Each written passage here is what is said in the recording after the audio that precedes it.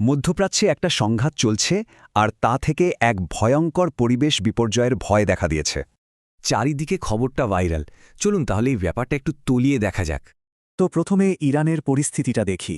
সেখানে কিন্তু একটা বেশ বড়সড় সতর্কতা জারি করা হয়েছে।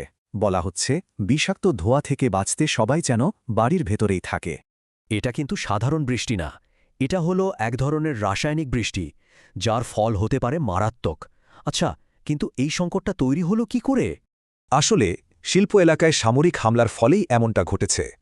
এর ফলে সেখানকার মানুষের স্বাস্থ্য আর পরিবেশের ওপর মারাত্মক প্রভাব পড়ছে। এবার একটু দেখি কি এমন হলো যে সংঘাতটা এত বড় আকার নিল। পরিস্থিতি খুবই ঘোলাটে। এখানে প্রতিশ্রুতি দেওয়ার প্রায় সাথে সাথেই তা ভেঙে দেওয়া হচ্ছে।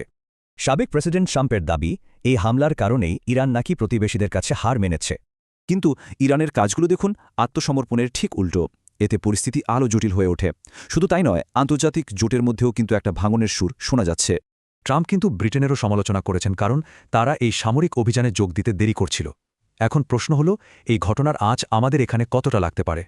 এই টেবিলটা দেখলেই ব্যাপারটা পরিষ্কার হয়ে যায় যে ভয়টা ছড়াচ্ছে তা আসলে ঠিক না। এর পেছনে মূল কারণ হল ভৌগোলিক দূরত্ব আর মাঝখানের প্রাকৃতিক বাধাগুলো। মানে তেহরানের অ্যাসিড বৃষ্টি ভারত বা বাংলাদেশে পৌঁছানোর সম্ভাবনা বলতে গেলে এটুকুই। সোজা কথায় এই নির্দিষ্ট ঘটনা থেকে সরাসরি বিপদের ভয় প্রায় নেই বললেই চলে।